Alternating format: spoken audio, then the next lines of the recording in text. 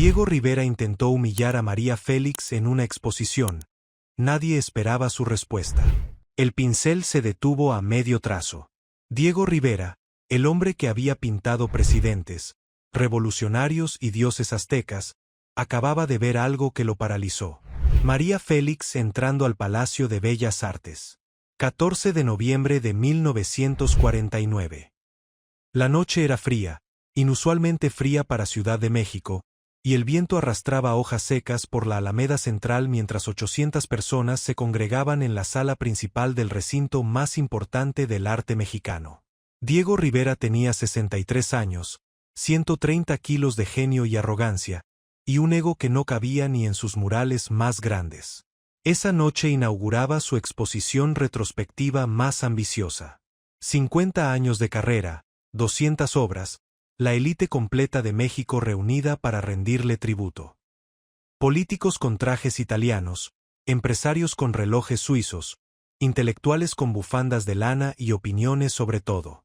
El champagne circulaba en copas de cristal cortado, las luces del palacio proyectaban sombras doradas sobre los murales del techo, y una orquesta de cuerdas tocaba piezas de revueltas en un rincón.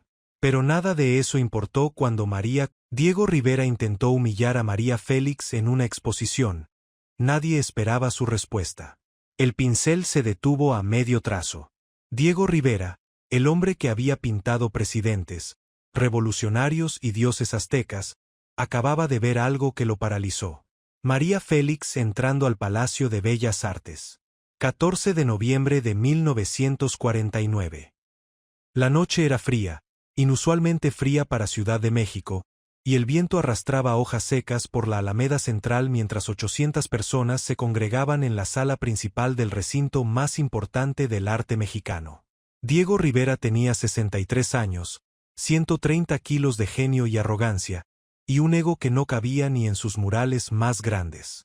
Esa noche inauguraba su exposición retrospectiva más ambiciosa. 50 años de carrera, 200 obras, la élite completa de México reunida para rendirle tributo.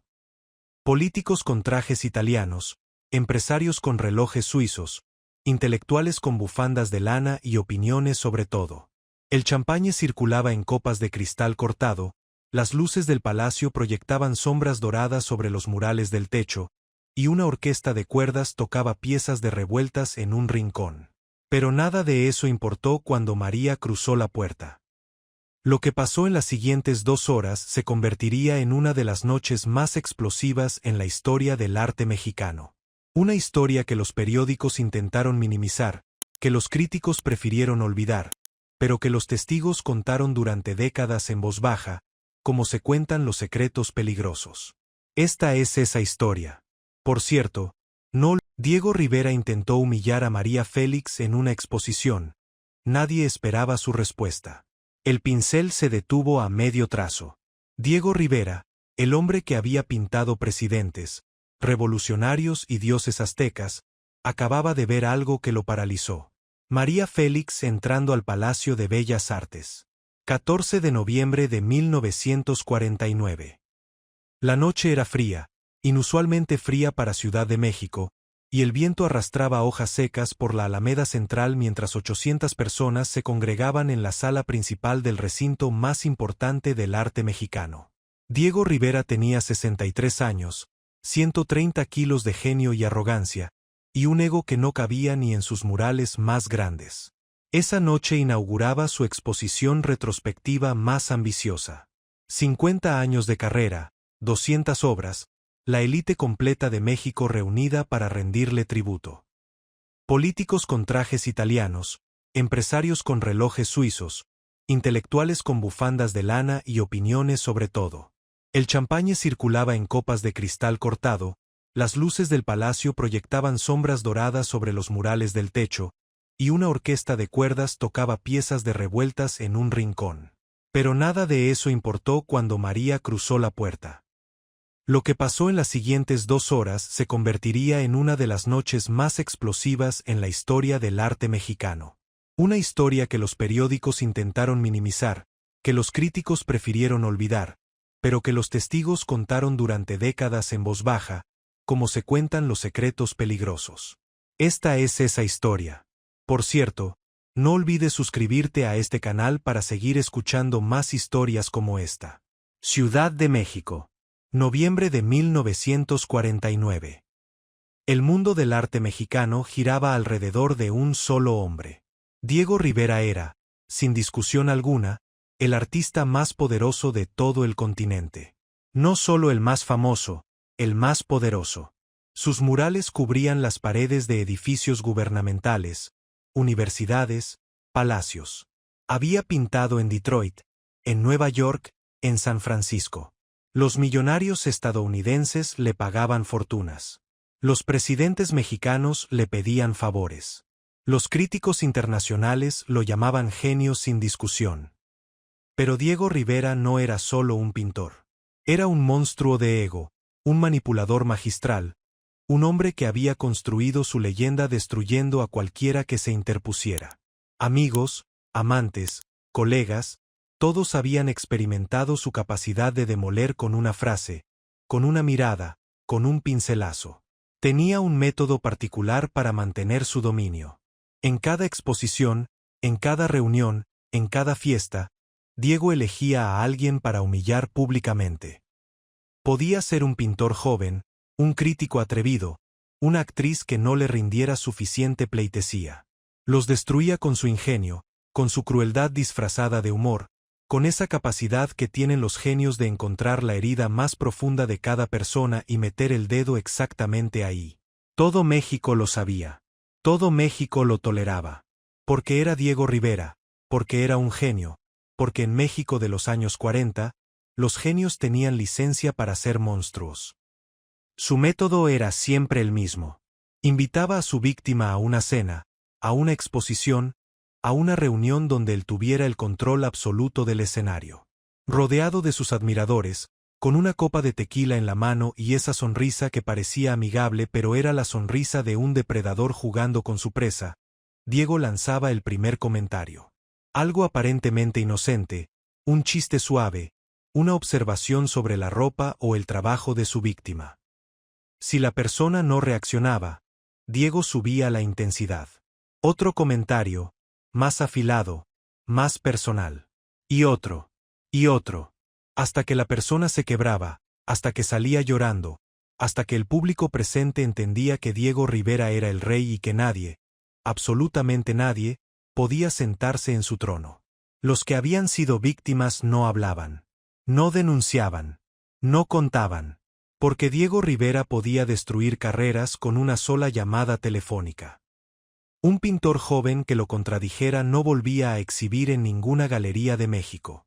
Un crítico que lo atacara encontraba que ningún periódico le publicaba.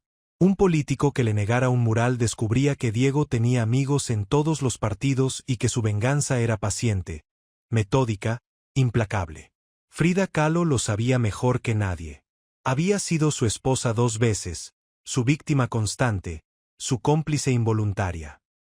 Diego le había sido infiel con docenas de mujeres, incluyendo su propia hermana Cristina. Le había destruido el corazón tantas veces que Frida había dejado de contar. Pero seguía con él, porque Diego tenía esa capacidad de los narcisistas de alto funcionamiento, de convencerte de que sin él no eras nada, de que tu arte, tu vida, tu existencia solo tenían sentido en relación a su órbita. En noviembre de 1949, Frida y Diego estaban en uno de sus periodos de tregua. Vivían juntos en la Casa Azul de Coyoacán, pero la relación era más costumbre que amor, más dependencia que pasión. Frida pintaba con dolor constante, su columna rota, sus operaciones interminables, sus corsés de yeso. Diego pintaba con la energía de un volcán que nunca se apaga, 18 horas al día, comiendo en el andamio, durmiendo en el estudio, creando con una voracidad que asustaba. La exposición retrospectiva en Bellas Artes había sido idea del gobierno.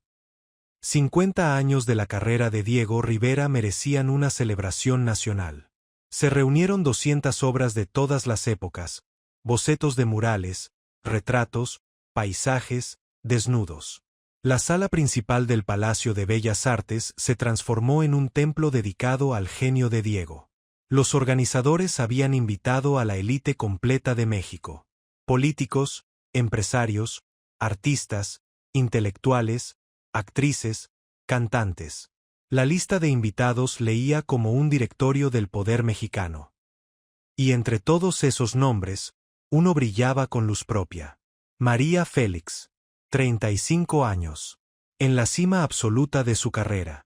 Acababa de filmar 3 películas consecutivas que habían roto récords de taquilla. Las revistas internacionales la llamaban la mujer más bella del mundo. Había rechazado ofertas de Hollywood porque no le daban papeles dignos de su talento.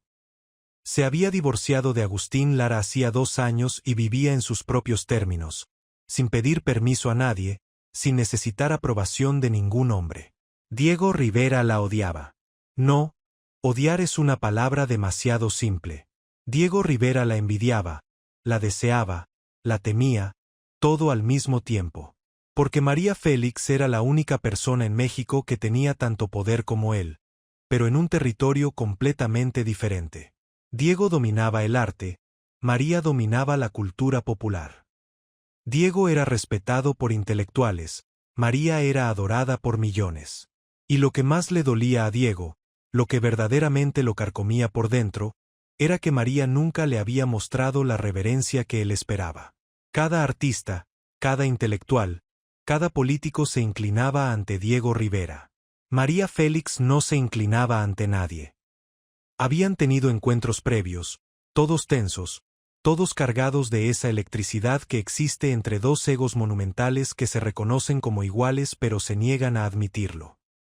En una fiesta en casa del pintor José Clemente Orozco en 1946, Diego le había dicho a María, delante de una docena de personas que sostenían copas de vino con manos temblorosas de anticipación, que le gustaría pintarla desnuda, que su cuerpo era una obra de arte que merecía ser inmortalizada por un verdadero artista, que ninguna cámara de cine podía capturar lo que sus pinceles podían revelar.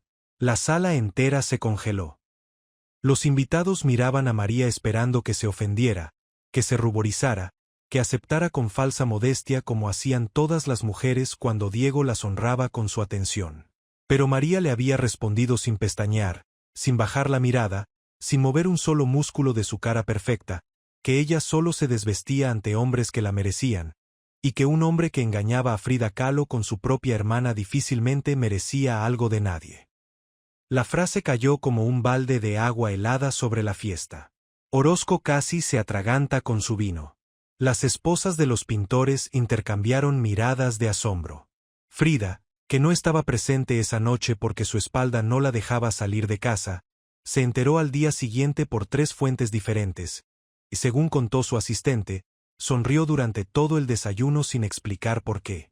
Diego no había olvidado esa humillación. La había guardado como se guardan las heridas que no cicatrizan, con rencor paciente, esperando el momento exacto para devolver el golpe. Durante 3 años alimentó esa herida, la regó con resentimiento, la cultivó con obsesión. Cada vez que alguien mencionaba a María Félix en su presencia, Diego sentía el aguijón de aquella noche en casa de Orozco, sentía la vergüenza de haber sido rechazado públicamente por la única mujer que le importaba impresionar. Y esa noche, en su exposición retrospectiva, con 800 personas como testigos y todo el poder del arte mexicano respaldándolo, Diego Rivera decidió que había llegado el momento de cobrar su deuda. María llegó a las 8 de la noche. Sola, sin pareja, sin séquito de asistentes, sin el circo de seguridad que otros artistas necesitaban. Solo ella.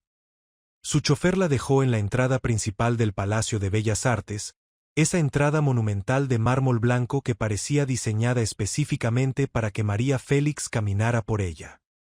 Vestido rojo Balenciaga, largo hasta el tobillo, con un escote que insinuaba sin revelar, confeccionado en París 3 meses antes durante un viaje relámpago donde el propio Cristóbal Balenciaga supervisó cada puntada porque decía que vestir a María Félix era como enmarcar una obra maestra, había que hacerlo con reverencia. Collar de esmeraldas colombianas que había comprado ella misma en una subasta en Ginebra, no regalo de ningún hombre, compra propia, con su dinero, como le gustaba recordar cada vez que alguien insinuaba que sus joyas venían de amantes generosos. Estas esmeraldas las compré yo sola, con dinero que gané trabajando, decía con una sonrisa que cortaba como navaja. Guantes negros hasta el codo, de seda italiana, que le daban a sus manos una elegancia casi irreal.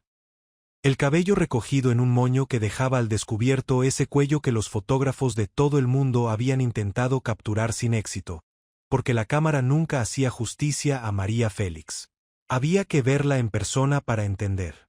Había que estar en la misma habitación, respirar el mismo aire, sentir cómo la temperatura del espacio cambiaba cuando ella entraba, como si el universo reorganizara sus prioridades alrededor de su presencia. Cuando cruzó las puertas del Palacio de Bellas Artes, el murmullo de 800 personas se convirtió en silencio. No un silencio incómodo, un silencio de reverencia, como cuando entra la novia a la iglesia, como cuando aparece la luna llena en una noche clara. Los meseros se detuvieron con sus charolas. Los fotógrafos dispararon sus flashes. Los hombres más poderosos de México se quedaron a media frase, con la boca abierta como adolescentes. María caminó sin prisa, con esa elegancia que no se enseña en ninguna escuela porque es algo que traes en los huesos o no lo traes. Sus tacones repiqueteaban en el mármol del palacio, cada paso medido, perfecto, como si el mundo entero fuera un escenario diseñado exclusivamente para ella. Diego la vio desde el otro lado de la sala. Estaba rodeado de admiradores, copa de tequila en mano, contando una de sus historias de cuando pintó en Nueva York, de cuando Rockefeller le pidió que borrara la cara de Lenin del mural y él se negó, la historia que contaba en cada fiesta porque nunca se cansaba de recordarle al mundo que él, Diego Rivera, era un hombre que no se arrodillaba ante nadie. A su alrededor, los admiradores reían en los momentos justos, asentían con reverencia cuando Diego hacía una pausa dramática, aplaudían mentalmente cada frase como si estuvieran presenciando un espectáculo, porque estar cerca de Diego Rivera era un espectáculo, era un privilegio que se ganaba con años de pleitesía y que se perdía con un solo gesto de desaprobación. Pero cuando vio a María, dejó la historia a medias. Su voz se apagó como una vela que se queda sin oxígeno. Sus admiradores voltearon para ver que había captado la atención de su ídolo y todos lo entendieron al instante. María Félix acababa de entrar al edificio y el aire del Palacio de Bellas Artes se había reorganizado alrededor de ella como si fuera el centro de gravedad de la sala. Los ojos de Diego se clavaron en ella con una mezcla de fascinación y furia. Porque Diego sabía lo que estaba pasando. Sabía que en el momento en que María Félix había cruzado esa puerta, la noche había dejado de ser suya. Su exposición, su homenaje, sus 50 años de carrera, todo había pasado a segundo plano. Ahora la estrella era ella, simplemente por existir, simplemente por estar ahí, simplemente por ser María Félix. Y eso era exactamente lo que Diego no podía tolerar. No que María fuera hermosa, no que fuera famosa, no que fuera poderosa. Lo que no podía tolerar era que ella no necesitaba hacer nada para brillar. No necesitaba pintar murales, ni dar discursos, ni construir una leyenda durante 50 años. Solo necesitaba entrar a una habitación. Y eso, para un hombre que había trabajado toda su vida para ser el centro de atención, era el insulto más profundo imaginable. Frida estaba sentada en una silla junto a la pared, su falda tehuana colorida contrastando con las paredes blancas del museo. La espalda le dolía como siempre, pero esa noche más que nunca, porque llevaba horas de pie para la inauguración y su columna no perdonaba. Había tomado 2 pastillas de morfina antes de salir de casa, lo suficiente para amortiguar el dolor sin nublarle la mente, porque Frida Kahlo necesitaba su mente clara esa noche. Lo presentía. Llevaba días presintiendo que algo iba a pasar. Diego había estado nervioso toda la semana, más irritable que de costumbre, pintando a horas extrañas, hablando por teléfono en voz baja, cerrando la puerta de su estudio con llave cuando ella se acercaba. Frida conocía esas señales. Significaban que Diego estaba tramando algo. Algo que probablemente la avergonzaría, que probablemente la lastimaría, pero que ella tendría que presenciar y tolerar porque así funcionaba su matrimonio, así funcionaba su vida, así funcionaba el pacto silencioso entre un genio y una mártir. Cuando vio entrar a María, Frida sonrió. Una sonrisa pequeña, secreta, La sonrisa de alguien que sabe que la noche está a punto de ponerse interesante. Frida conocía a Diego mejor que nadie en el mundo. Sabía exactamente lo que estaba pensando, lo que estaba planeando. Podía leerlo en la tensión de sus hombros, en la forma en que apretaba la copa hasta que los nudillos se ponían blancos, en esa sonrisa que no era sonrisa sino preparación para el ataque, la misma sonrisa que usaba antes de despedazar a un crítico en una cena, antes de humillar a un pintor joven en una exposición, antes de destruir a cualquiera que tuviera la desgracia de cruzarse en su camino cuando su ego necesitaba alimentarse. Lupita, la asistente de María, le había contado a Frida días antes que Diego había estado hablando mal de María en privado, diciendo que era una actriz mediocre que vivía de su cara, que no tenía talento real, que el cine mexicano era un arte menor comparado con la pintura, que María Félix no entendía nada de arte verdadero y que si se aparecía en su exposición, la pondría en su lugar frente a todo México. Frida no le había dicho nada a María. No porque no le importara, sino porque conocía a María lo suficiente para saber que no necesitaba protección. María Félix no necesitaba que nadie la protegiera. Nunca lo había necesitado. Diego decidió actuar rápido. Se separó de su grupo de admiradores y caminó hacia María con esa forma de moverse que tenían los hombres grandes y seguros de sí mismos, sin prisa pero con propósito, como un toro que ha elegido su objetivo. María lo vio venir. No cambió su expresión, no aceleró el paso, no buscó apoyo en nadie. Se detuvo junto a un cuadro, un retrato de una mujer desnuda que Diego había pintado en los años 30, y lo observó como si fuera lo más interesante del universo. Diego llegó hasta ella, copa en mano, sonrisa en la boca. María, qué honor que hayas venido a ver arte de verdad, dijo en voz alta, lo suficiente para que las 20 personas más cercanas lo escucharan. Imagino que después de tantas películas, ver algo con sustancia debe ser refrescante. El comentario era una bomba disfrazada de saludo. Arte de verdad. Sustancia. Las palabras estaban cargadas de veneno, insinuando que el cine no era arte real, que María no entendía de cosas importantes. Las personas cercanas se tensaron. Todos conocían a Diego, todos sabían que cuando usaba ese tono, alguien estaba a punto de ser destruido. María no se giró de inmediato. Siguió mirando el cuadro unos segundos más, como si Diego no mereciera una respuesta inmediata, como si su presencia fuera menos interesante que una pintura mediocre de los años 30. Finalmente volteó, lo miró de arriba abajo con esa mirada que los directores de cine habían intentado capturar durante años, esa mezcla de hielo y fuego que solo ella podía producir. Diego, respondió María, su voz suave pero la presencia que da una cara simétrica, nada más. Los críticos no sabían dónde meter la mirada. Algunos asentían con cobardía, otros miraban al piso.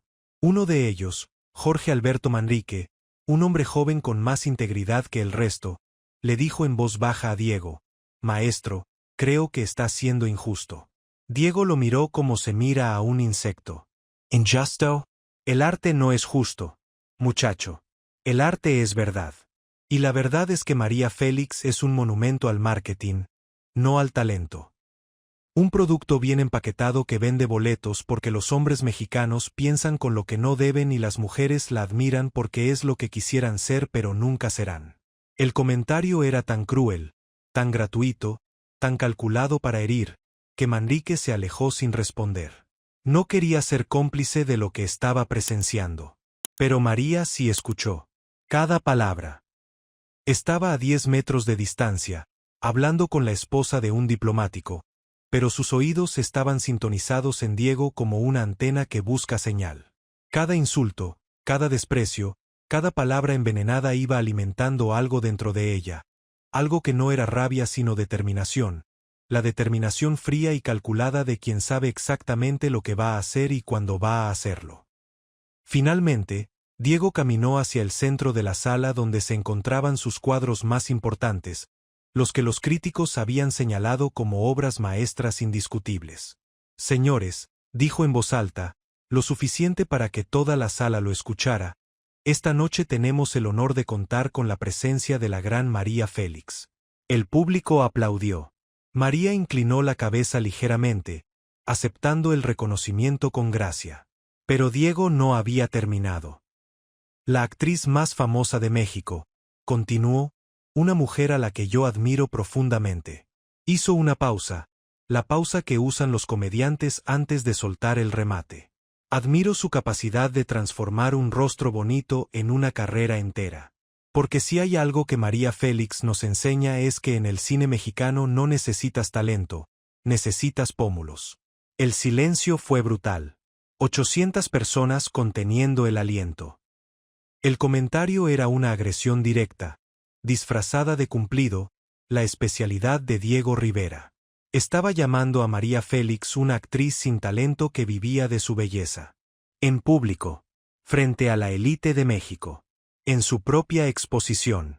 Los ojos de María se oscurecieron, solo un instante, como nubes que cubren el sol antes de la tormenta. Pero su rostro permaneció sereno, perfecto, sin fisuras. Había aprendido en 15 años de cine a no mostrar sus emociones verdaderas hasta el momento exacto en que decidía revelarlas. Diego la miraba esperando la reacción, esperando el golpe de vuelta, porque él conocía a María lo suficiente para saber que no se quedaría callada. La cuestión era qué tan fuerte golpearía. María caminó hacia Diego. Cada paso era una declaración. Los fotógrafos disparaban sin parar, los flashes iluminando la sala como relámpagos. Se detuvo frente a él, lo suficientemente cerca para que solo él escuchara lo primero que dijo.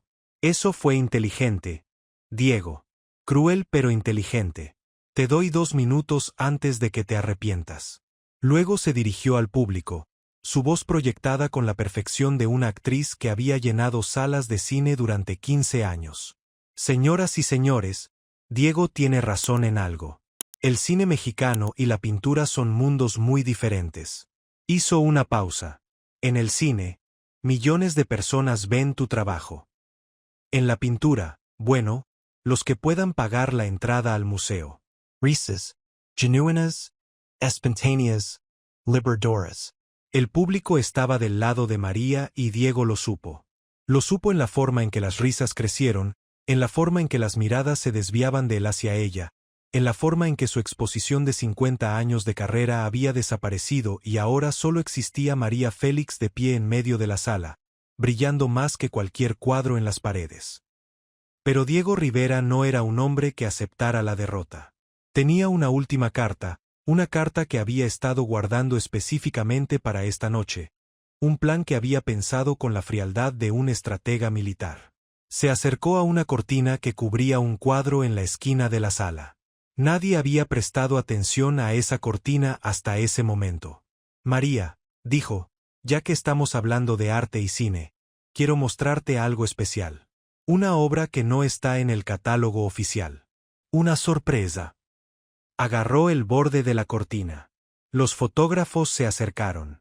El público se acomodó para ver mejor. Diego sonreía con esa sonrisa que Frida conocía demasiado bien, la sonrisa del depredador antes de clavar los dientes. Hace años que quise pintar a María Félix, continuó.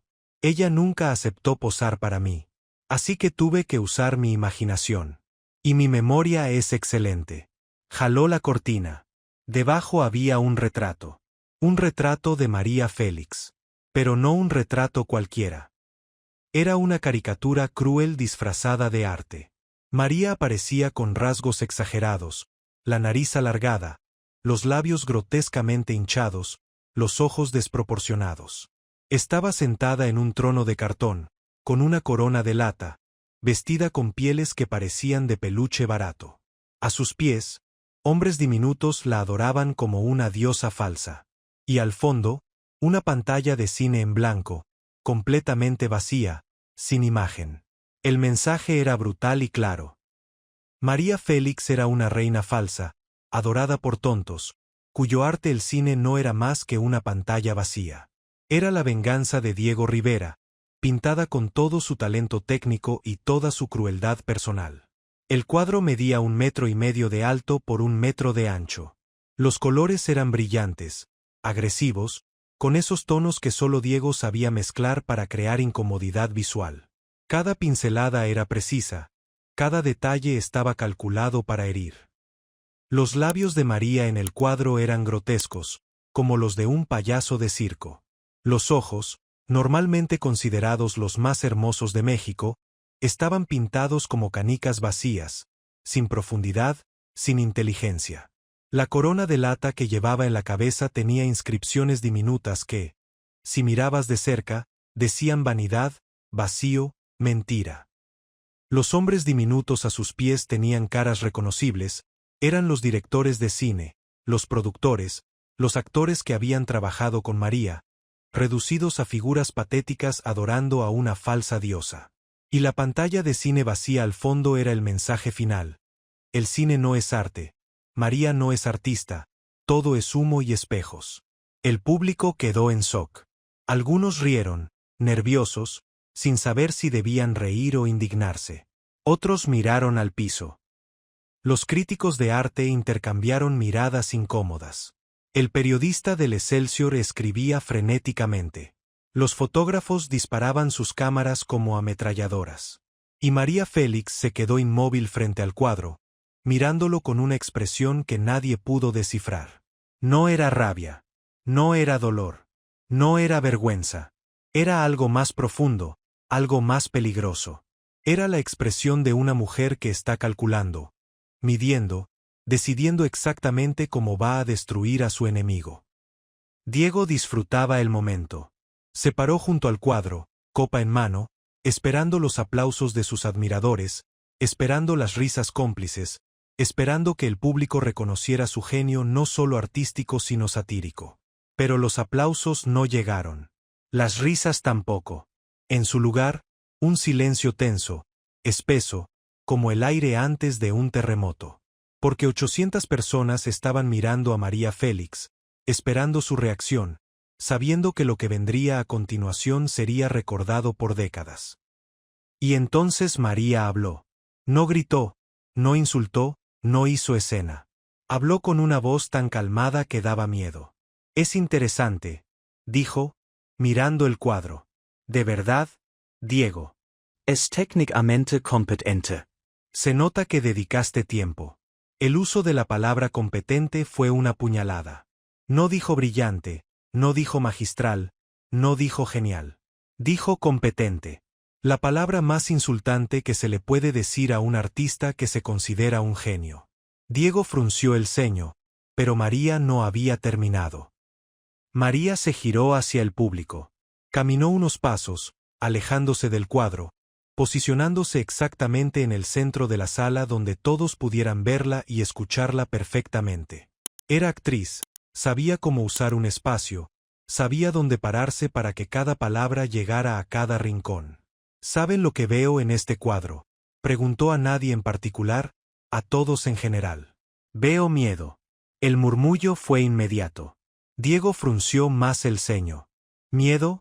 Repitió con desdén. Miedo, confirmó María. Veo a un hombre que ha pasado 50 años siendo el centro del universo artístico de México.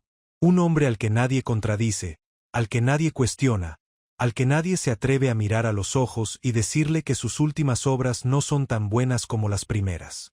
Se giró hacia Diego. Un hombre que pinta una caricatura cruel de una mujer porque esa mujer es la única persona en todo México que no le tiene miedo. Diego Enriquillo. No tienes idea de lo que hablas, dijo, su voz más alta de lo que pretendía. No sabes nada de arte. Sé lo suficiente, respondió María. Sé que un artista que necesita destruir a otros para sentirse grande no es tan grande como cree. Sé que un genio de verdad no necesita humillar a nadie porque su obra habla por él. Y sé, Diego, que este cuadro, señaló la caricatura sin mirarla, dice más de ti que de mí. Un hombre viejo, un pintor que María no reconoció, se acercó a su esposa y le susurró al oído algo que la mujer repitió después en una entrevista años más tarde. Esa mujer acaba de decir lo que todos pensamos pero nadie se atreve a decir. Y es que era verdad. Todo México sabía que Diego Rivera usaba su genio como escudo y como espada. Todo México sabía que debajo de los murales revolucionarios y los discursos sobre el pueblo y la justicia social había un hombre que disfrutaba del poder como cualquier dictador. Pero nadie lo decía. Nadie excepto María Félix, esa noche, en el Palacio de Bellas Artes, frente a 800 testigos y las cámaras de los periódicos más importantes del país. Un mesero que trabajó esa noche contó años después que cuando María dijo que el cuadro decía más de Diego que de ella, él casi deja caer la charola de copas. Se me erizó la piel, dijo. Sentí que estaba viendo algo histórico, algo que mis nietos no me iban a creer cuando se los contara. Y no se equivocó. El silencio en la sala era absoluto. Ni los meseros se movían, ni los fotógrafos disparaban sus cámaras. 800 personas convertidas en estatuas, testigos de algo que no se veía todos los días, que no se veía nunca, dos titanes de la cultura mexicana enfrentándose sin piedad. Diego dejó su copa en una mesa. El cristal sonó como un disparo en el silencio. Caminó hacia María con una expresión que mezclaba furia y algo parecido al pánico, el pánico de un hombre que siente el piso moverse bajo sus pies. «Eres una actriz», dijo entre dientes. «Una actriz. Actress. Things. Eso es todo lo que haces. Finges emociones que no sientes, dices palabras que otros escriben, interpretas vidas que no son tuyas. Eso no es arte, María. Eso es mentira profesional». María no retrocedió ni un centímetro. Al contrario, dio un paso hacia Diego, reduciendo la distancia entre ellos a centímetros. «¿Y tú, Diego, qué haces exactamente? Pintas mujeres desnudas que no te aman. Pintas revoluciones en las que no luchas. Pintas campesinos que nunca has sido. Pintas la miseria desde tu mansión. ¿Eso no es fingir? ¿Eso no es mentira profesional? La diferencia entre tú y yo es que yo lo admito». Diego abrió la boca para responder, pero María no le dio espacio. «Y hay otra diferencia», continuó, su voz ganando fuerza pero sin gritar nunca. «Siempre controlada, siempre perfecta. Cuando yo termino de actuar, me quito el disfraz. Cuando tú terminas de pintar, te lo pones». Alguien en el público soltó una exclamación ahogada. Diego palideció visiblemente, su piel normalmente oscura tornándose ceniza. María acababa de exponer algo que todo México sabía pero nadie decía. Diego Rivera, el muralista de la Revolución, el pintor del pueblo, vivía como millonario. Predicaba igualdad desde una mansión. Pintaba obreros con manos que nunca habían tocado una herramienta. Y María, con 3 frases, había destruido la ficción que Diego había construido durante 50 años. Pero María tenía algo más. Algo que Diego no esperaba. Se acercó al cuadro, al retrato cruel que Diego había pintado de ella, y lo miró con detenimiento. Luego sacó de su bolso un sobre. Un sobre amarillo, viejo, sellado. Diego la miró confundido. «¿Qué es eso?» María se giró hacia el público. «Hace 2 años», dijo, «Diego Rivera me envió una carta. Una carta que nunca esperó que guardara. Que nunca esperó que leyera en público. Porque Diego, como muchos hombres poderosos, cree que sus palabras privadas nunca verán la luz». Diego se tensó. «No te atrevas», murmuró. María lo miró con algo parecido a la compasión. «Eso mismo me dijiste en la carta. No te atrevas a rechazarme». Abrió el sobre con calma, sacó una hoja escrita a mano. Tinta negra. Letra inconfundible de Diego Rivera, esa caligrafía enorme y desproporcionada que usaba hasta para las notas de la compra. «¿Me permiten?», preguntó María al público, como si estuviera pidiendo permiso para leer un poema en una reunión de amigos. Nadie dijo que no. Nadie podría haber dicho que no. María leyó. «Querida María, cada noche sueño con pintarte. No tu cara, que ya conozco de memoria, sino tu alma, que imagino más hermosa que cualquier paisaje que haya visto. Si me permitieras una sola noche, una sola sesión, pintaría la obra maestra que justificaría toda mi carrera. Todo lo que he hecho hasta ahora ha sido ensayo. Tú serías la obra final. Te lo ruego. Firmado, Diego Rivera, noviembre de 1947. María dobló la carta con delicadeza. El silencio en la sala era tan profundo que podías escuchar el papel crujiendo. Diego Rivera, el hombre que acababa de llamar a María una cara bonita sin talento, le había escrito 2 años antes que ella era el tema que justificaría toda su carrera. El hombre que acababa de pintar una caricatura cruel de ella le había rogado que posara para él. María guardó la carta y miró a Diego directamente a los ojos, con esa mirada que había derretido pantallas de cine en 2 continentes. En el público, una mujer mayor se llevó la mano a la boca. Un empresario que María conocía de vista negó lentamente con la cabeza, no en desaprobación sino en asombro. Un grupo de pintores jóvenes que habían venido a rendirle homenaje a Diego intercambiaban miradas entre ellos, como si acabaran de descubrir que el emperador no tenía ropa, que su ídolo era un hombre común y corriente que rogaba y suplicaba como cualquier mortal. Los fotógrafos del Excelsior y el Universal disparaban sin parar, sabiendo que cada imagen valía oro, que las portadas del día siguiente ya estaban decididas. Un crítico de arte, Fernando Gamboa, que había escrito el texto del catálogo de la exposición, se recargó contra la pared como si le hubieran dado un golpe en el estómago. Acababa de escribir 3 páginas sobre el genio indomable de Diego Rivera, y ahora veía a ese genio indomable con las rodillas temblorosas y los ojos húmedos frente a una carta que él mismo había escrito suplicando la atención de una actriz. La ironía era tan perfecta que dolía. «Me rechazaste», dijo Diego. Su voz era un susurro roto. «Y ahora te vengas». María negó lentamente con la cabeza. No me vengo, Diego. Te muestro.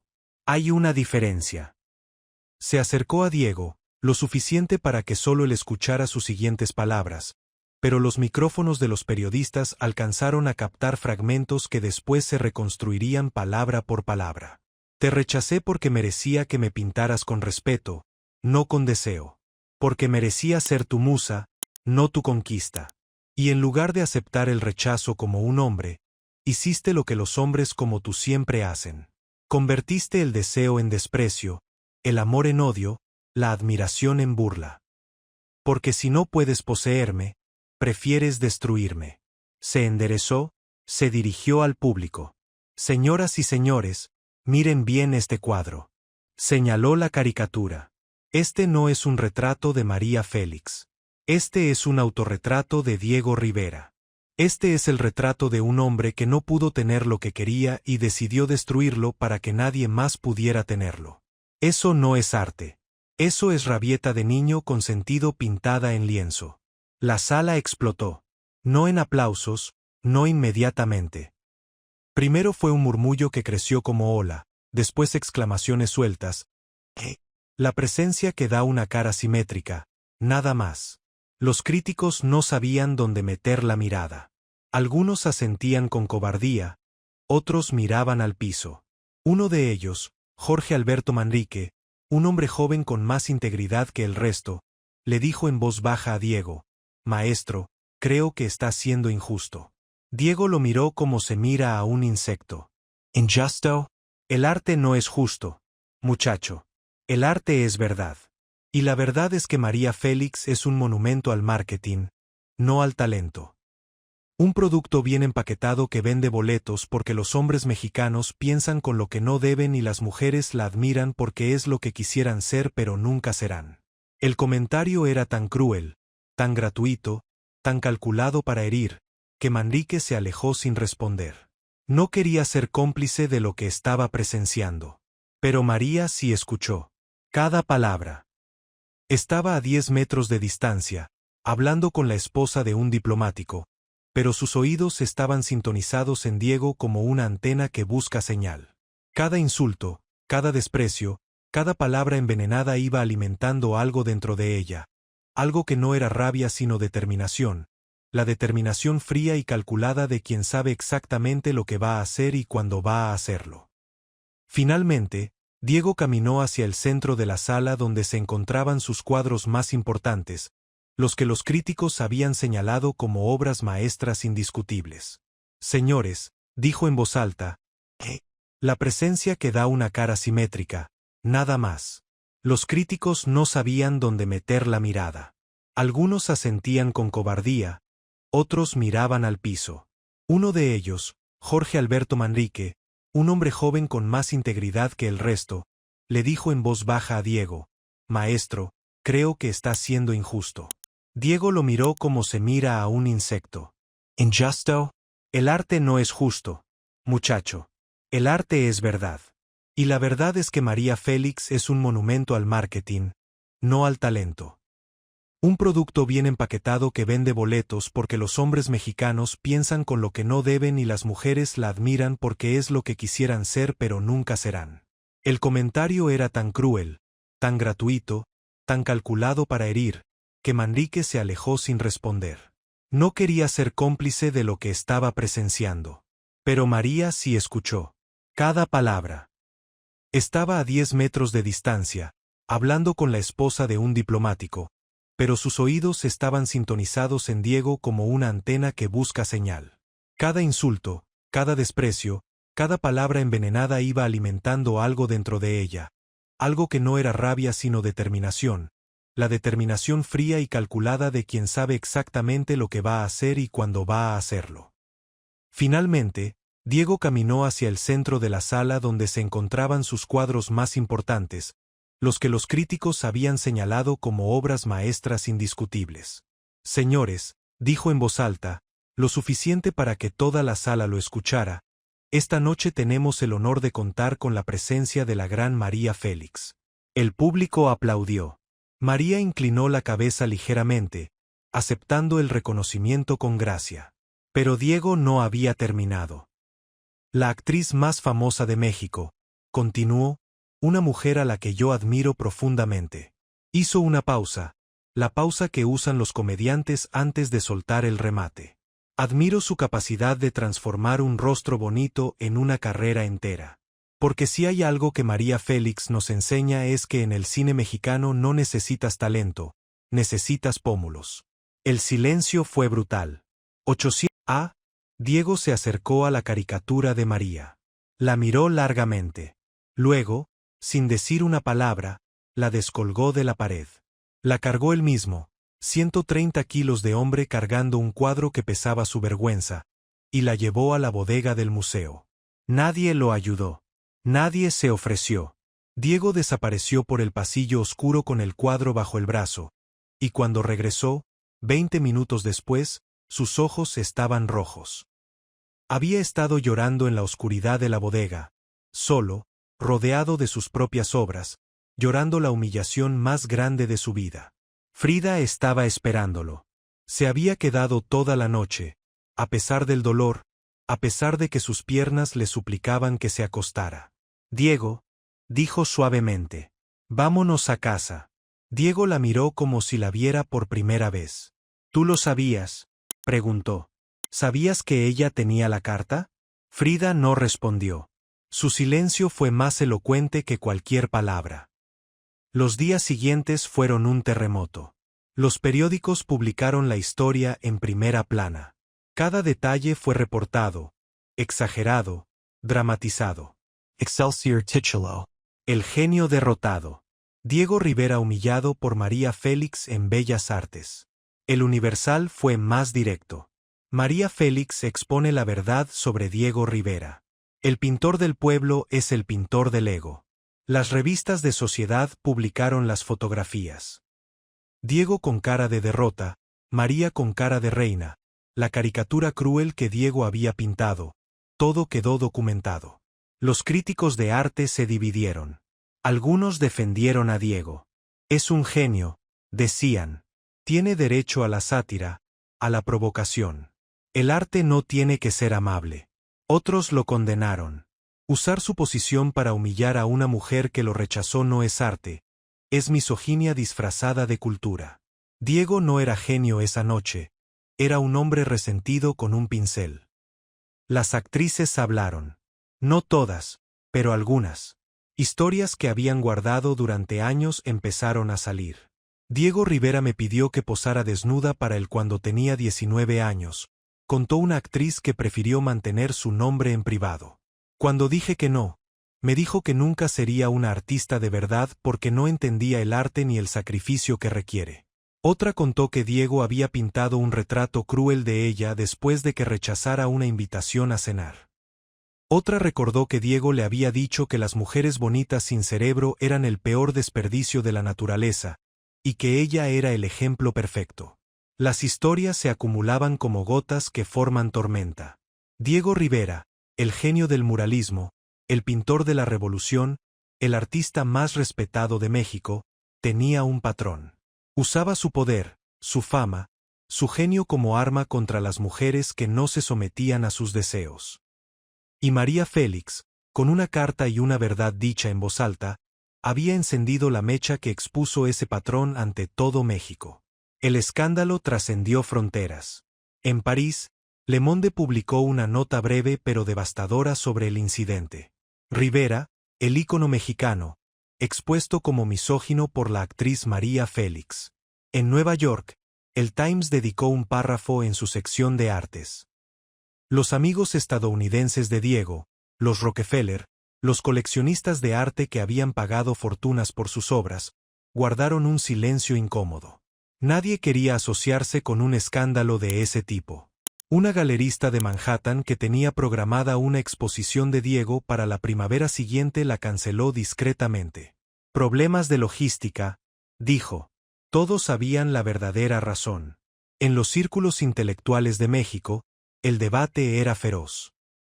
Los murales de Diego adornaban edificios públicos, escuelas, hospitales. ¿Se podía separar al artista de la persona?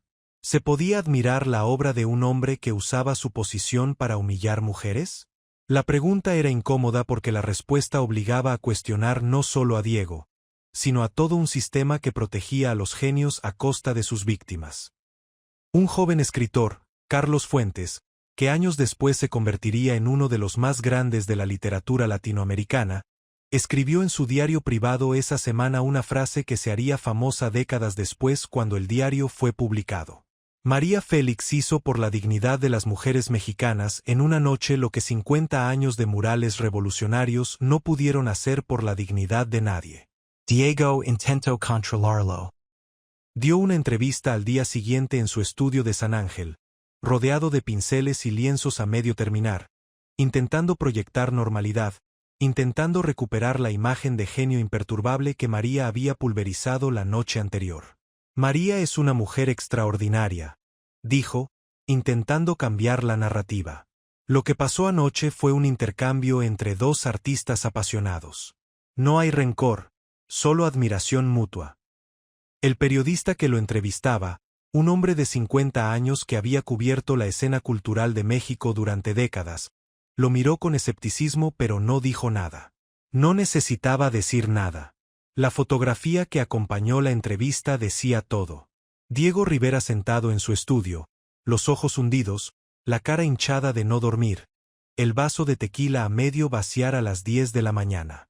Parecía un boxeador después de perder la pelea de su vida. No un genio celebrando 50 años de carrera. Pero nadie le creyó. Porque todos habían visto la caricatura, todos habían escuchado sus comentarios sobre los pómulos y la falta de talento, todos sabían que Diego Rivera había ido a la guerra y había perdido. Los pintores jóvenes que lo idolatraban empezaron a cuestionar cosas que antes aceptaban sin preguntar. Si Diego podía ser tan cruel con María Félix en público, ¿qué les hacía a ellos en privado? Los que habían recibido sus críticas devastadoras en reuniones cerradas empezaron a hablar entre ellos. ¿Recuerdas cuando me dijo que mi arte era basura decorativa? ¿Recuerdas cuando destrozó mi exposición frente a los coleccionistas?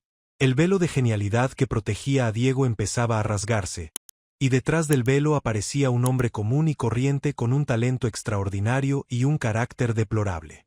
Una semana después, Diego recibió una llamada del secretario de Educación. Don Diego, necesitamos hablar sobre el mural del Palacio Nacional. Ha habido quejas. Las consecuencias eran reales.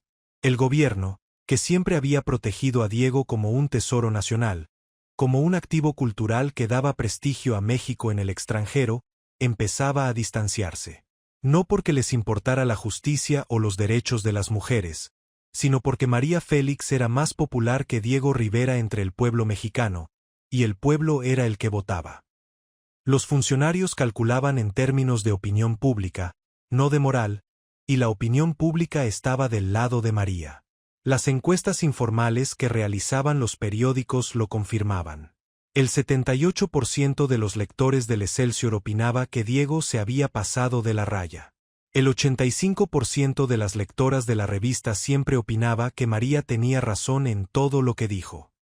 Y en las calles, en los mercados, en las cocinas de México, las mujeres hablaban de María Félix con una admiración nueva, diferente a la admiración que le tenían por su belleza o su carrera. Era admiración por su valentía, por haberse enfrentado a un monstruo sagrado sin temblar, por haber dicho lo que todas pensaban pero nadie se atrevía a decir. Diego Rivera puede ser un genio, pero eso no le da derecho a tratar así a nadie, dijo una vendedora de flores en Xochimilco a un periodista que andaba buscando reacciones populares. Si mi marido me tratara así, yo haría lo mismo que María. Bueno, no tan elegante, pero lo mismo. Un mes después del incidente, Diego tomó una decisión que nadie esperaba. Destruyó la caricatura de María. La quemó él mismo en el patio de su estudio en San Ángel, frente a 3 testigos, 2 asistentes y un amigo cercano cuyo nombre nunca se reveló. Era una mañana fría de diciembre. Diego sacó el cuadro de la bodega donde lo había escondido desde aquella noche, lo apoyó contra la pared del patio, lo miró durante largos minutos, como si estuviera despidiéndose de algo que representaba más que pintura sobre lienzo. Luego le prendió fuego con un cerillo de cocina, un gesto tan prosaico para un acto tan simbólico que uno de los testigos recordó después que le pareció casi cómico, el artista más grande de México usando un cerillo de cocina para destruir su propia obra. Las llamas consumieron el cuadro lentamente. Los colores se derritieron, las figuras se distorsionaron, la corona de lata se convirtió en humo negro, los labios grotescos se fundieron con el lienzo. Diego observó todo el proceso sin decir una palabra, sin moverse, sin pestañear, como si estuviera presenciando un funeral.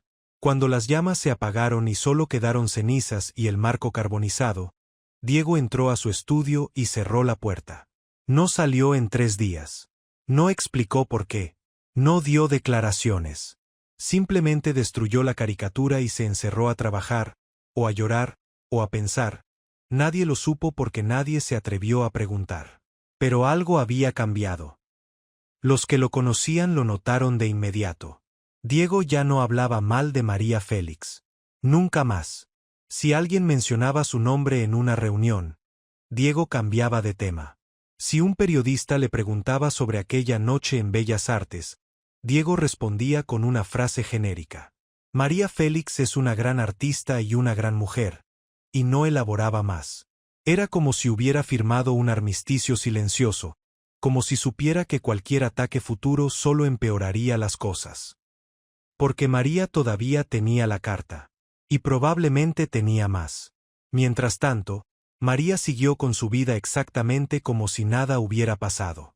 Filmó 3 películas más ese año, cada una más exitosa que la anterior, como si la controversia con Diego hubiera multiplicado su fama en lugar de dañarla. Viajó a Europa, donde la prensa francesa la recibió como una diosa. En París, los periódicos la describían como la mexicana que domó al último dragón del muralismo. En Roma, los fotógrafos la perseguían por las calles empedradas como si fuera una aparición divina. En Madrid, un grupo de artistas organizó una cena en su honor donde nadie mencionó a Diego Rivera, como si fuera un nombre prohibido, como si mencionarlo en presencia de María fuera invocar un demonio que ella ya había exorcizado. Los periodistas mexicanos le preguntaban constantemente sobre Diego. En los aeropuertos, en las alfombras rojas, en los camerinos antes de las funciones. Siempre la misma pregunta con diferentes disfraces. Doña María, ¿qué opina de Diego Rivera? ¿Se reconciliaron? ¿Habrá segunda ronda?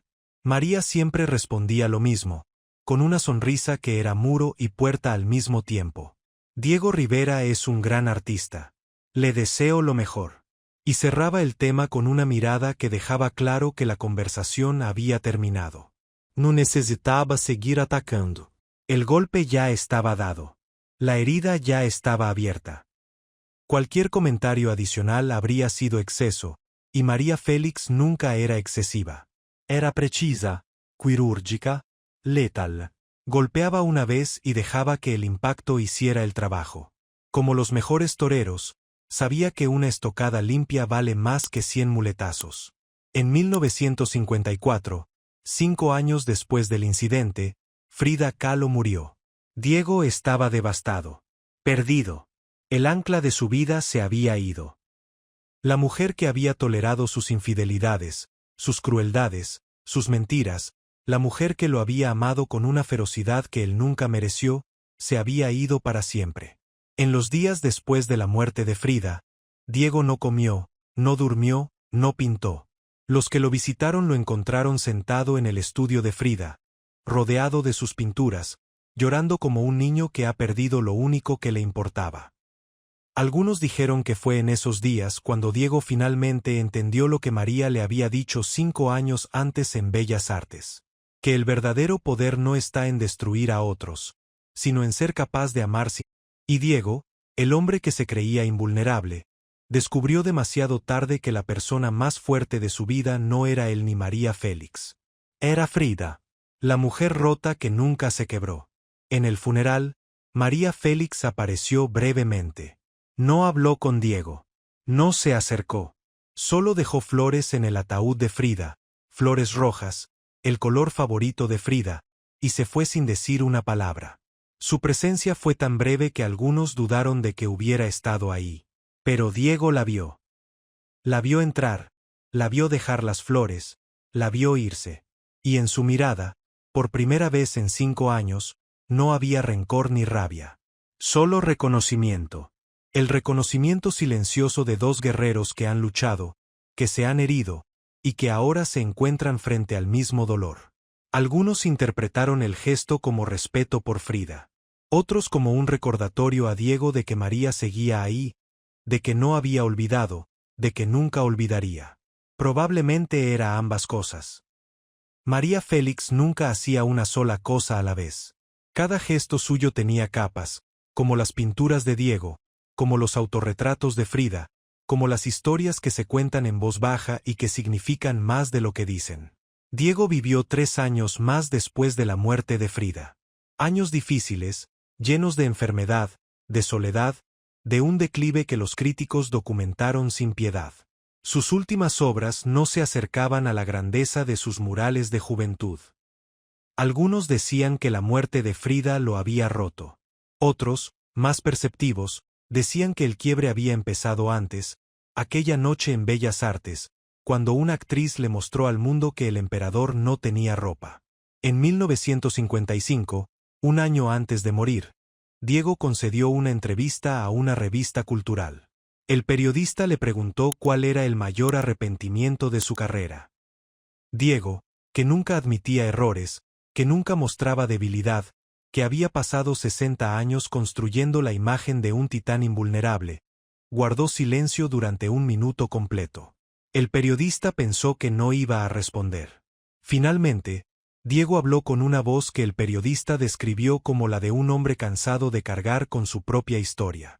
Pinté un retrato de una mujer que no lo merecía, dijo. No un retrato honesto, uno cruel. Y esa crueldad me costó más de lo que puedo explicar. No porque me hayan castigado por ello, sino porque cada vez que me siento frente a un lienzo, recuerdo que soy capaz de usar mi talento para destruir en lugar de crear. Y eso me da asco de mí mismo. El periodista supo que hablaba de María Félix, aunque Diego nunca la nombró. No necesitaba nombrarla. Todo México sabía de quién hablaba. Era la herida que nunca cerró, la vergüenza que nunca se fue, el momento que definió el último capítulo de la vida de Diego Rivera no como el genio que fue, sino como el hombre que quiso ser y no pudo. Diego Rivera murió el 24 de noviembre de 1957. Tenía 70 años. Su funeral fue un evento nacional, como correspondía a uno de los artistas más grandes de México. Pero en todos los obituarios, en todos los reportajes, en todas las retrospectivas, Se mencionaba aquella noche de noviembre de 1949. El incidente con María Félix, lo llamaban, como si fuera un simple incidente, como si 800 personas presenciando la destrucción de un ego monumental pudiera reducirse a un incidente. María Félix nunca habló públicamente sobre aquella noche durante décadas. No dio entrevistas sobre el tema, no escribió sobre ello, no lo mencionaba en conversaciones casuales. Era como si hubiera guardado la historia en un cajón cerrado con llave, reservándola para un momento específico. Ese momento llegó en 1995, 46 años después del incidente, cuando un joven cineasta llamado Arturo Ripstein la entrevistó para un documental sobre la época de oro del cine mexicano. La entrevista fue en la casa de María, en Polanco. Tenía 81 años y seguía siendo formidable. El tiempo la había tocado, sí, pero con el respeto que se les da a las catedrales, suavizando los bordes sin destruir la estructura. Ripstein le preguntó sobre su carrera, sus películas, sus directores favoritos.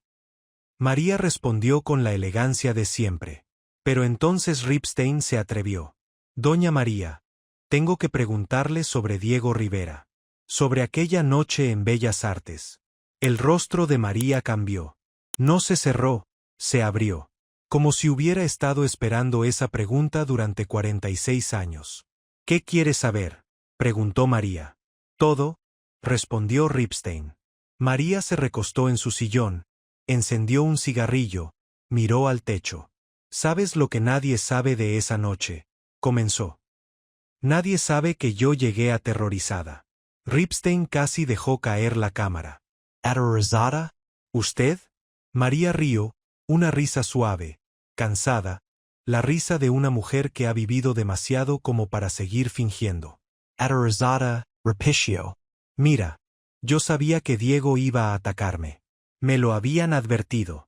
Frida, de hecho, me envió un mensaje a través de mi asistente Lupita. Ten cuidado con Diego. Está planeando algo. Frida le advirtió. Sí, Frida me cuidaba a su manera. Nunca fuimos amigas, pero había un respeto entre nosotras. Un respeto de mujeres que sabían lo que era lidiar con hombres como Diego. Entendíamos el costo de existir en un mundo de hombres poderosos que querían poseernos o destruirnos. ¿Entonces sabía lo del cuadro? No sabía los detalles. Sabía que Diego había pintado algo. Sabía que pensaba exhibirlo esa noche. Y sabía que sería cruel, porque Diego no sabía hacer otra cosa cuando estaba herido. ¿Y la carta? María fumó en silencio un momento. La carta la había guardado por instinto. Cuando la recibí en 1947, la leí y sentí pena por Diego. Pena, no desprecio. Un hombre de 61 años rogándole a una mujer de 33 que lo dejara pintarla. Había algo patético en eso, algo triste. La guardé sin saber por qué. Tal vez presentía que algún día la necesitaría. Ripstein estaba fascinado. La María Félix que tenía frente a él no era la diosa invulnerable que todo México conocía. Era una mujer vieja, cansada, honesta por primera vez en décadas. ¿Se arrepiente de lo que hizo esa noche?, preguntó. María lo miró fijamente. ¿De humillarlo en público? No. Diego me atacó primero. Se burló de mi carrera, de mi talento, de mi valor como artista. Si hubiera sido un hombre el que recibiera esos insultos, nadie le preguntaría si se arrepiente de defenderse. Hizo una pausa. Pero me arrepiento de una cosa. ¿De qué? De disfrutarlo. María aplastó el cigarrillo. Me arrepiento de haber disfrutado verlo sufrir. Cuando leí la carta y vi su cara descomponerse, sentí placer. Un placer oscuro, peligroso, el placer de la venganza perfecta. Y ese placer me asustó, porque me di cuenta de que por un instante, solo un instante, fui exactamente como él. Usé mi poder para destruir a alguien. Lo hice en público, frente a 800 personas, con premeditación. Exactamente lo que Diego me había hecho a mí, solo que yo fui mejor. El silencio en la sala era profundo. Ripstein no interrumpía. María continuó. Esa noche, cuando llegué a mi casa, Hice algo que nunca le he contado a nadie. Me senté frente a mi espejo, sola, y me pregunté en qué momento me había convertido en alguien que disfruta el sufrimiento ajeno. Me pregunté si Diego tenía razón en algo, si debajo de la belleza y la fama y las joyas había alguien cruel, alguien que usaba su poder exactamente como los hombres que despreciaba. María tenía lágrimas en los ojos. Era quizás la primera vez en 81 años que alguien la veía llorar frente a una cámara. Y la respuesta que me di esa noche me ha perseguido toda la vida. Continuó. La respuesta fue sí. Sí, hay crueldad en mí. Sí, hay oscuridad. Sí, disfruté destruir a Diego Rivera. Pero la diferencia, la única diferencia que importa, es que yo lo hice una vez. Diego lo hacía todos los días. Yo destruí a un hombre que me atacó. Diego Dutroux. Y a personas inocentes por deporte. Eso no me hace buena. Pero me hace diferente. Ripstein temblaba. Sabía que tenía en sus manos una de las confesiones más honestas jamás capturadas en cámara. ¿Diego alguna vez se comunicó con usted después de esa noche? Preguntó con voz suave. María asintió. Una vez. En 1956, un año antes de morir. Me envió una carta. Otra carta. ¿Qué decía? María sonrió con tristeza. Decía perdóname. Solo eso. 2 palabras. Perdóname. Sin explicación, sin excusa, sin justificación. Solo perdóname. ¿Y usted qué hizo con esa carta? La guardé junto a la primera. Las tengo las dos en una caja, en mi closet. A veces las saco y las leo una al lado de la otra. La primera, donde me ruega que pose para él, donde dice que yo sería la obra maestra que justificaría su carrera. La segunda, donde solo dice perdóname. Entre esas 2 cartas hay toda una vida, todo un hombre, toda una tragedia. El Diego que escribió la primera carta todavía creía que podía tener todo lo que deseaba. El Diego que escribió la segunda ya sabía que había cosas que no se pueden tener, que no se pueden comprar, que no se pueden pintar. El respeto es una de ellas. Ripstein guardó silencio un momento, procesando la profundidad de lo que María estaba compartiendo. Luego preguntó algo que cambió el rumbo de toda la entrevista. Doña María, usted ha dicho que se arrepiente de haber disfrutado la humillación de Diego. Pero nunca ha dicho que se arrepiente de haberlo confrontado. ¿Hay diferencia? María lo miró con ojos que habían visto 81 años de guerras personales, de victorias amargas, de derrotas que se disfrazaban de triunfos. Toda la diferencia del mundo, respondió. Confrontar a alguien que te ataca es necesario. Es supervivencia. Es dignidad. No me arrepiento de haberle dicho la verdad a Diego frente a 800 personas, porque esa verdad necesitaba ser dicha. Me arrepiento de cómo me sentí mientras lo decía. Me arrepiento del placer. Porque el placer de destruir a otro ser humano, por merecido que sea, es un veneno. Te corroe por dentro. Te hace querer más. Te convierte en algo que no quieres ser. Esa noche probé ese veneno y me gustó. Y tuve que pasar 46 años desintoxicándome.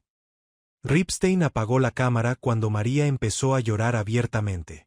No porque quisiera proteger la imagen de la diva, sino porque entendió que lo que estaba presenciando era demasiado íntimo, demasiado humano, demasiado frágil para compartirlo con el mundo sin el permiso explícito de María. Le preguntó si quería que eliminara esa parte de la entrevista. María se secó las lágrimas con un pañuelo de seda, se miró en un espejo de mano, reparó su maquillaje con la precisión de 60 años de práctica, y dijo con voz firme, no. Déjala. Ya es hora de que el mundo sepa que María Félix también llora. ¿Lo perdonó? María tardó en responder. Cuando tardó tanto, Ripstein pensó que no iba a hacerlo. Finalmente habló. Lo perdoné el día que murió. No antes. Porque el perdón no es algo que das cuando te lo piden. Es algo que das cuando estás lista. Y yo tardé mucho en estar lista, porque cada vez que pensaba en perdonar a Diego, recordaba la caricatura, recordaba los insultos, recordaba a todas las mujeres que había humillado, y la rabia volvía. Pero cuando murió, cuando supe que ya no estaba, sentí algo inesperado. Sentí alivio. No porque mi enemigo hubiera muerto, sino porque ya no tenía que seguir odiándolo. El odio es agotador, joven. Es el trabajo más pesado que existe. Y cuando Diego murió, pude soltar ese peso finalmente.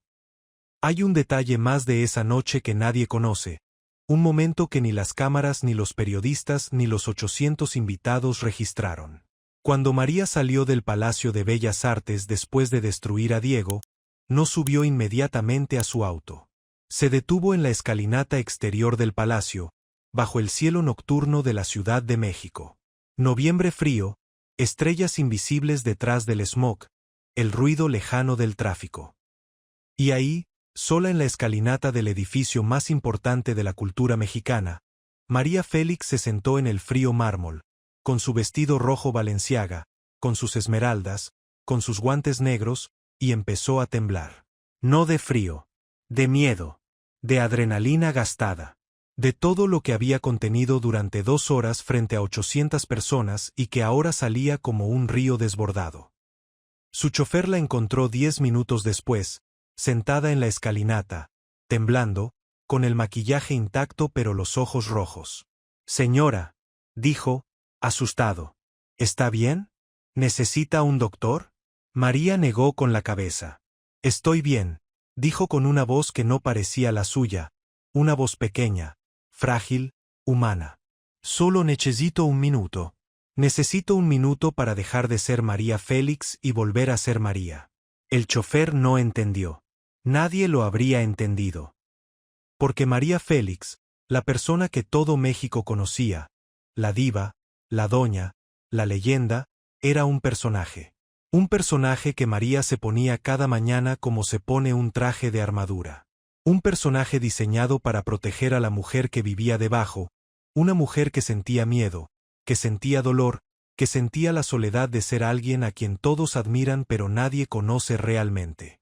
Esa noche, en la escalinata de Bellas Artes, María se permitió ser vulnerable por 10 minutos. 10 minutos sin armadura, sin personaje, sin guión. 10 minutos de ser simplemente una mujer de 35 años que acababa de enfrentarse al hombre más poderoso del arte mexicano y había ganado, pero que no sentía victoria.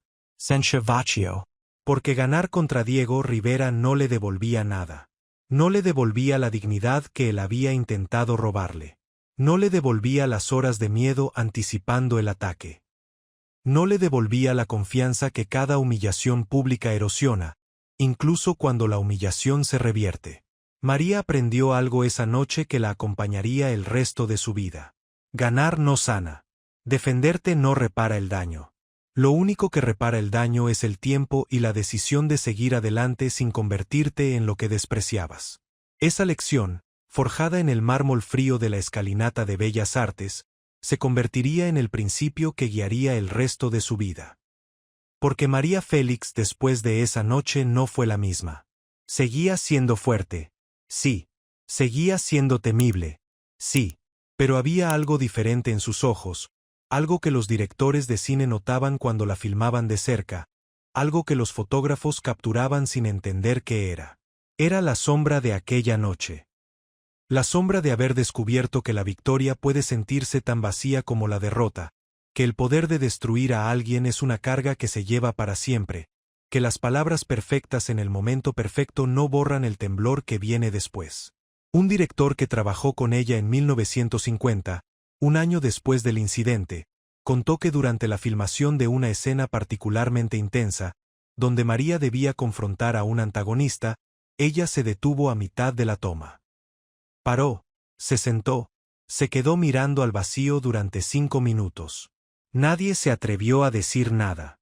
Finalmente, María se levantó, se alisó el vestido y dijo, repitamos. Ya sé cómo se siente esto de verdad.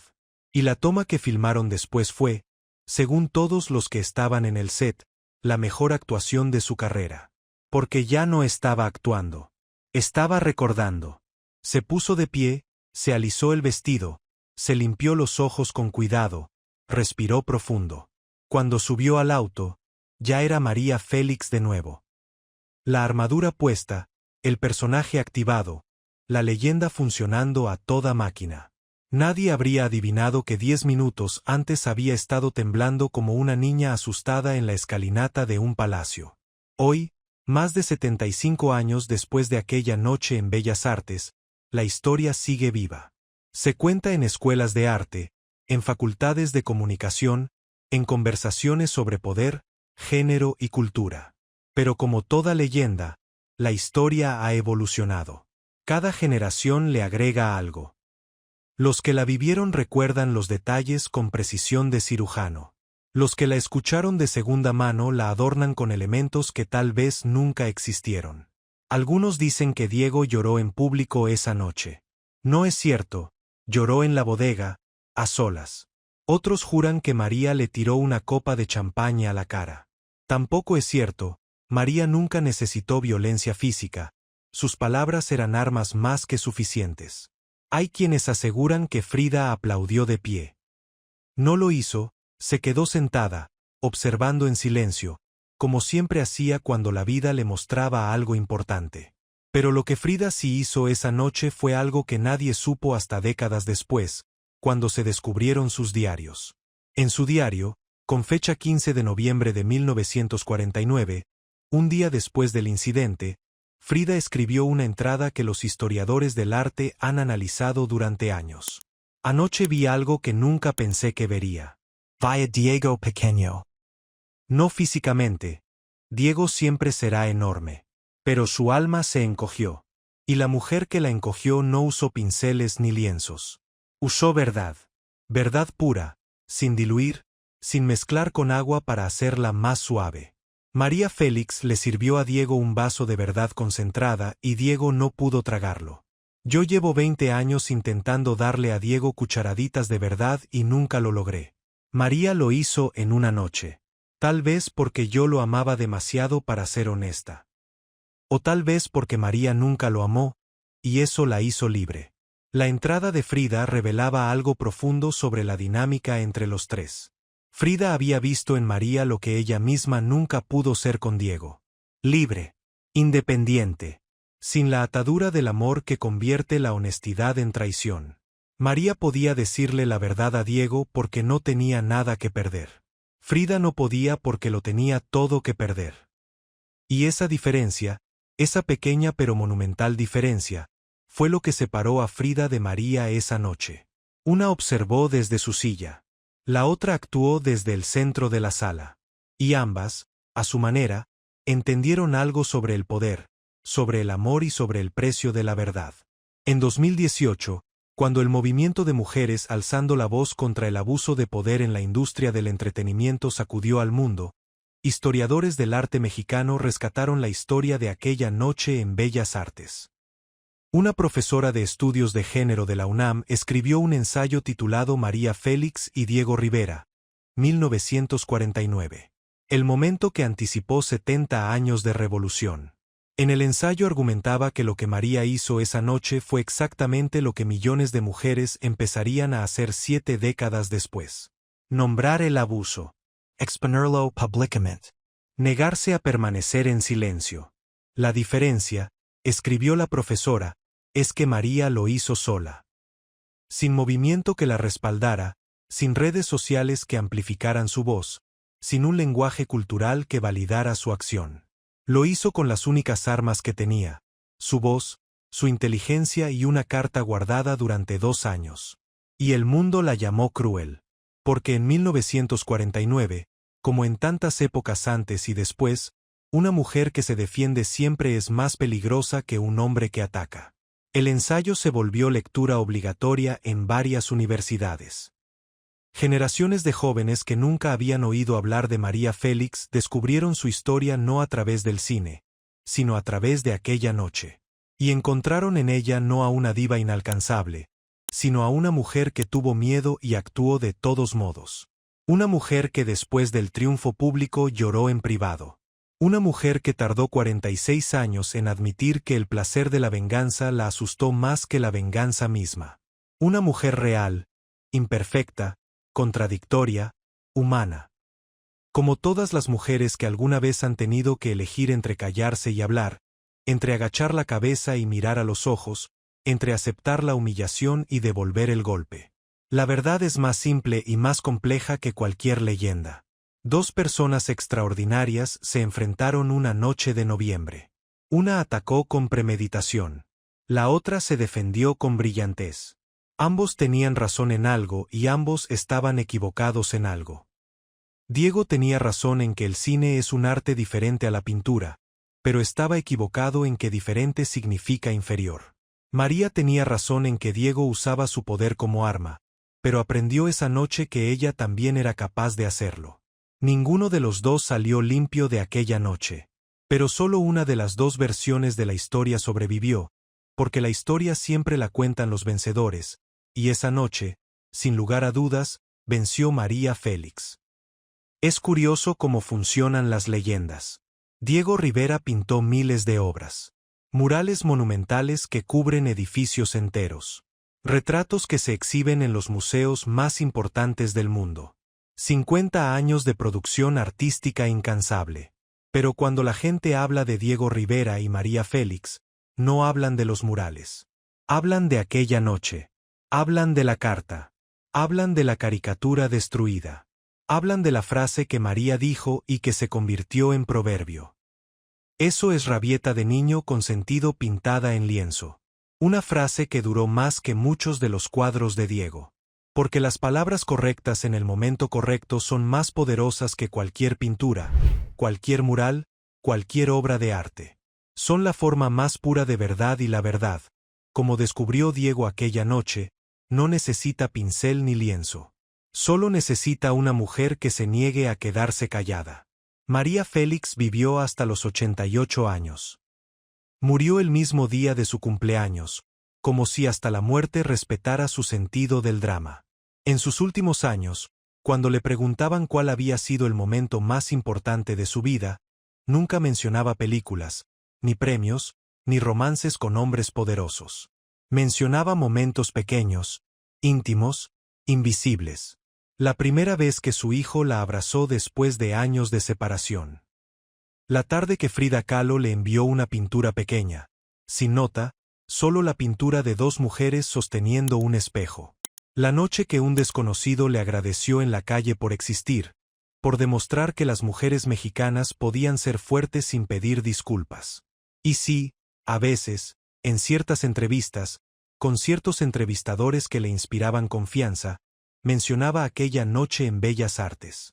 Pero no como victoria, no como triunfo. La mencionaba como la noche en que aprendió la lección más importante de su vida. Y mencionaba algo más. Algo que solo contó dos veces, una a Ripstein y otra a una amiga cercana semanas antes de morir. Contó que durante años, cada noviembre, en el aniversario de aquella noche, se sentaba sola en su sala, sacaba las dos cartas de Diego de su caja, las leía una al lado de la otra, y lloraba. Lloraba no por Diego, ni por ella, ni por lo que había pasado. Lloraba por lo que no pasó. Porque en otro universo, en otro México, en otro tiempo, Diego Rivera y María Félix podrían haber sido aliados en lugar de enemigos. Podrían haber creado algo juntos en lugar de destruirse mutuamente. Diego la habría pintado con el respeto que ella merecía y María habría posado con la generosidad que solo se da a quienes la merecen. Habrían producido una obra maestra juntos, una obra que habría unido el cine y la pintura, la belleza y el genio, la fuerza de una mujer y el talento de un hombre. Pero no pasó. No pudo pasar. Porque Diego no supo pedir con respeto y María no supo perdonar sin precio. Y esa tragedia, esa pequeña tragedia humana perdida entre los titulares y las leyendas, era lo que hacía llorar a María cada noviembre. No la guerra. La paz que nunca existió. ¿Qué lección? Le preguntó una vez una periodista joven, de esas periodistas que María respetaba porque le recordaban a sí misma a los 20 años, hambrientas de verdad, sin miedo a preguntar lo incómodo. Que el verdadero poder, respondió María, no está en destruir a tu enemigo. Está en elegir no destruirlo cuando puedes hacerlo. Esa noche, con Diego, yo pude haberlo destruido completamente. Tenía más cartas, más secretos, más munición. Pude haber arrasado con su reputación para siempre. Pero elegí parar. Elegí decir lo suficiente y callar el resto. Y esa elección, la elección de parar, fue más poderosa que cualquier cosa que dije esa noche. La periodista la miró confundida. ¿Por qué parar si podía acabarlo? Porque destruirlo completamente me habría convertido en él, respondió María. Y yo pasé toda mi vida asegurándome de no ser como los hombres que intentaron destruirme. Esa es la verdadera historia de aquella noche en Bellas Artes. No es una historia de venganza perfecta, ni de justicia poética, ni de una mujer invencible que destruye a un hombre poderoso. Es la historia de una mujer que tuvo miedo y actuó a pesar del miedo. Que fue cruel un instante y se arrepintió para siempre. Que ganó una batalla pero entendió que ganar no es lo mismo que sanar. Que pasó 46 años guardando un secreto para finalmente confesarlo ante una cámara, con los ojos llenos de lágrimas y la voz llena de verdad. Todos hemos tenido a un Diego Rivera en nuestras vidas. Alguien que usa su poder para hacernos sentir pequeños. Alguien que nos ataca porque no pudimos darles lo que querían. Alguien que disfraza su crueldad de humor, su venganza de arte, su inseguridad de genialidad. Tal vez fue un jefe que nos humilló en una reunión. Tal vez fue un familiar que usó nuestras debilidades como arma en una discusión.